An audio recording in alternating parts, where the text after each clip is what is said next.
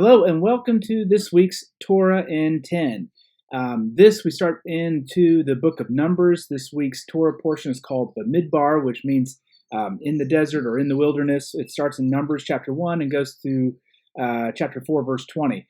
And so we start off in Numbers here, and we start with numbering of the tribes. All the tribes are kind of like a census. A census is being taken. We'll have one more census taken in the Torah later on, but this is the first census, and we're seeing all the tribes get numbered, and we see they're also getting placed in particular areas around the camp. Some are bigger than other tribes, some are smaller, so you've got different sizes. They're not all the same size when it comes to the number of people within each tribe, but God's got a specific place of where he's giving instructions as to who's going to belong to which tribe, what the numbers are going to be, where they're going to be placed in relation to the camp. But they're all part of Israel. Everyone counts. There's not one tribe or placement that's unimportant. It's very specific. God is very detailed with that. And so we see also in our Brit Hadashah portion, 1 Corinthians chapter 12, 12 through 22, Paul's talking about spiritual gifts here. And that, as far as the body, we are all part of the body of Christ, of Messiah, and that we all fit and make up the entire body. There's not one part that's less important or more important than the other. You have to have them all in order to make up the body. I'll read a couple verses from it, but again, it's 1 Corinthians 12, verses 12 through 22. For as the body is one and has many members, but all the members of that one body being made are one body, so also is Christ. For by one Spirit we were all baptized into one body, whether we're Jew or Greek, whether slaves or free, and all have been made to drink into one Spirit. For in fact the body is not one member, but many. So here, just like with the children of Israel, they came out of Egypt. It wasn't just bloodline descent from Jacob, from Israel. There was a mixed multitude that left and made their exodus out of Egypt. And so, kind of the same picture here when those tribes were being divided. I mean, obviously all the people that were in the tribe of Judah were not straight from the lineage of Judah. There was foreigners that had come out of Egypt along with the children of Israel, deciding to choose to serve and follow God's instructions. And so Paul's kind of making that same picture here. There's no, whether you're Jew or Greek, Jew or Gentile, it doesn't matter. We're all one, all part of the same body, and we all play a certain role. We're going to also tack on the other Torah portion here, which is Naso, which means to take or elevate. That's picking up in Numbers chapter 4, verse 21, and going to chapter 7, verse 89. And so Numbers chapter 5 starts off, it talks about, what the procedure is to be taken if there's adultery in the camp. In this example, in the scriptures talking about if a woman's caught in adultery or the husband suspects that his wife has committed adultery, he's to bring her before the priest. And it kind of gives some instructions of what the priest would do. They would mix up this water. They would stir up some dust and put it into this mixture, this bitter water. And then I'll read some of the verses here in a minute, but then they would, write all the curses that would go along with it and scrape it off into this bitter water, and she would drink it. And if her abdomen swelled, then she was guilty. She was guilty of adultery. And so anyways, it's in Numbers 5, chapter 7 through and 23, it says, the priest shall take holy water in an earthen vessel and take some of the dust that is on the floor of the tabernacle and put it into the water. Then the priest shall write these curses in a book, and he shall scrape them off into the bitter water. Again, so then she would drink. And if she was actually guilty, the water that she drank, her abdomen would swell up. This is obviously something that was supernatural, that God was working through that mixture. Leviticus 20, verse 10 also told us about how to address adultery and what was to happen. And it told us there that the man who commits adultery with another's wife, or he who commits adultery with his neighbor's wife, the adulterer and the adulteress shall surely be put to death. And what this is saying is that both parties are to be put to death. Not only, both are the ones that are involved.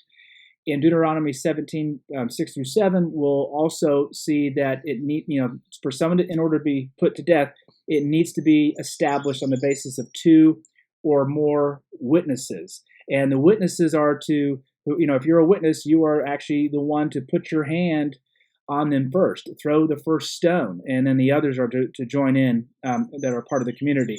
I'll read it real quick. Deuteronomy 17, verses 6 through 7. Whoever is deserving of death shall be put to death on the testimony of 2 or 3 witnesses. He shall not be put to death on the testimony of 1 witness.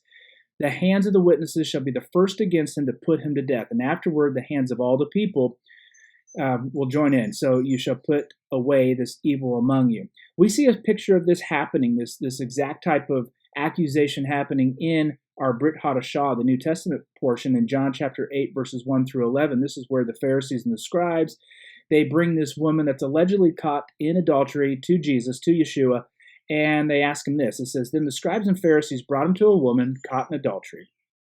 And when they had set her in the midst, they said to him, Teacher, this woman was caught in adultery in the very act. Now Moses in the law commanded us that such should be stoned. But what do you say? This they said, testing him, that they might have something of which to accuse him. But Jesus stooped down and wrote on the ground with his finger, as though he did not hear. So when they continued asking him, he raised himself up and said to them, He who is without sin among you, let him throw a stone at her first. And again he stooped down and wrote on the ground. Then those that heard it, being convicted by their conscience, went out one by one, beginning with the oldest even to the last.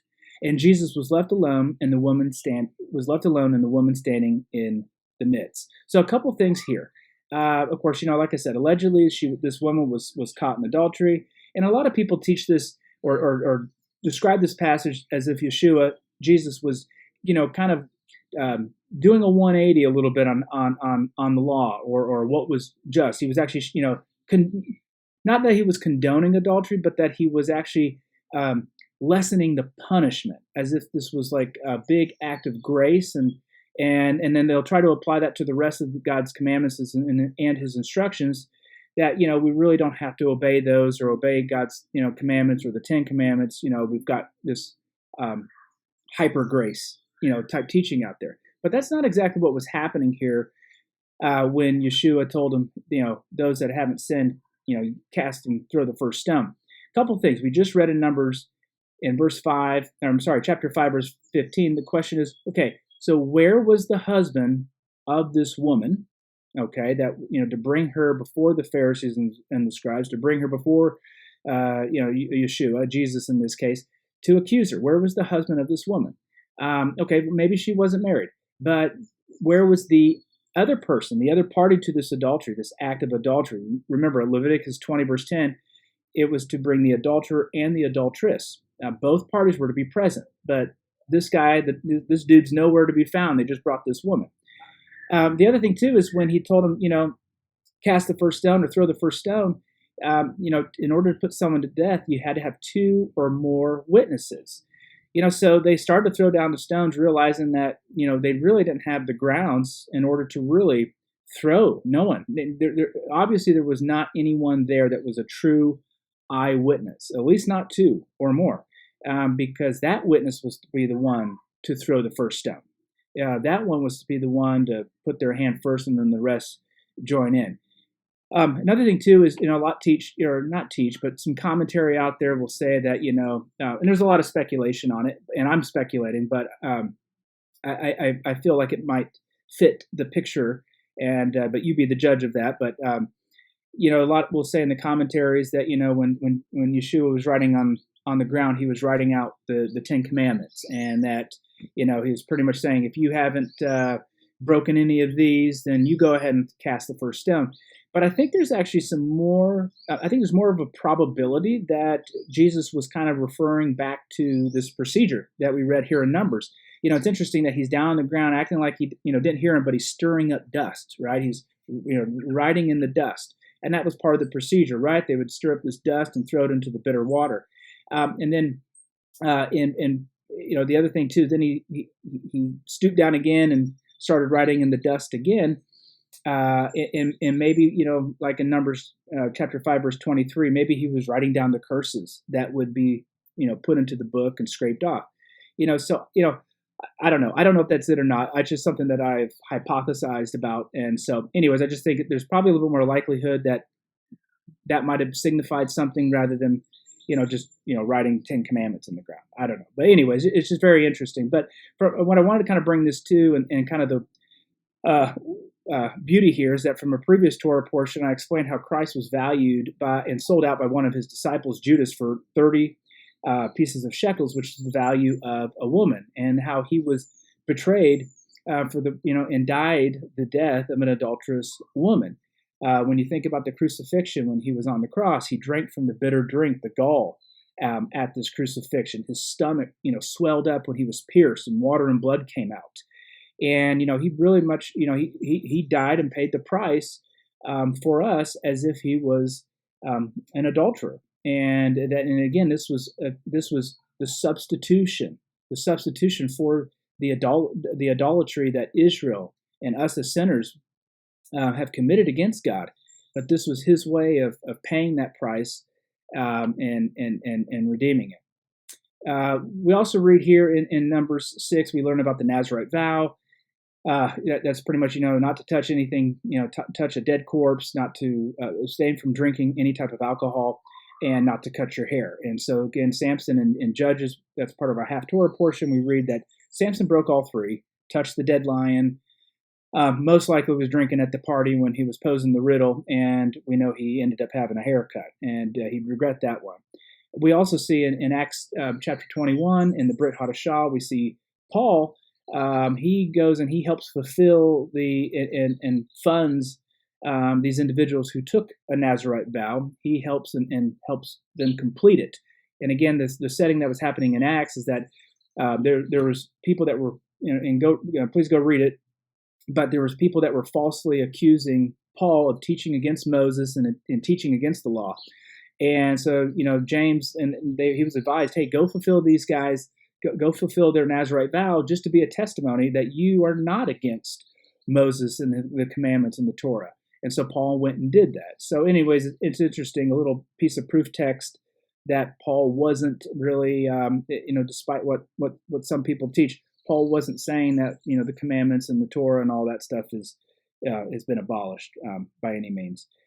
I hope that, you're liking these videos. Please hit the like button, share, subscribe. Share the videos, leave a comment, ask a question. I've had some emails come in just asking certain questions that, want to touch on some different topics. So I'll be glad to do that, but definitely leave a comment or ask a question, and I'll try to address it in a future video. I'll conclude this, Numbers chapter 6, verse 22 through 26. We hear the Aaronic blessing, and this is the blessing that was given over the children of Israel. So I'll leave you with this. Numbers chapter 6, verse 22 through 26. And it says, And the Lord spoke to Moses, saying, Speak to Aaron and his sons, saying, This is the way that you shall address the children of Israel. Say to them, May the Lord bless you and keep you. The Lord make his face shine upon you and be gracious to you. The Lord lift up his countenance upon you and give you peace. And so I hope this has blessed you. I hope may the Lord bless you and keep you on this Sabbath. Shalom.